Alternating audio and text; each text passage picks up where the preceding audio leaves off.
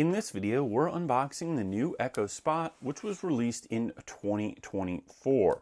So they've got a little tab here on the top. You pull that open, and then we've got access to our Echo Spot. So let's see what's in the box here. I got the black one, and you can see there is the Echo Spot itself. And as we go down here, what else do we have? It looks like we've got a power cord for it, and then we've got our instructions for the Echo Spot. So this is an Amazon Alexa smart speaker, and it looks like this one is kind of the warnings and stuff like that. And then in here, it looks like we've got a quick setup guide here. It says just plug in the Echo Spot to a power outlet, and then you can complete the setup on the Amazon Alexa app. So this is a smart Alexa voice activated speaker.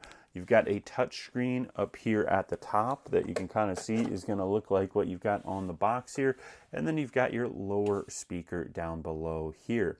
So thanks for watching this unboxing of the Echo Spot.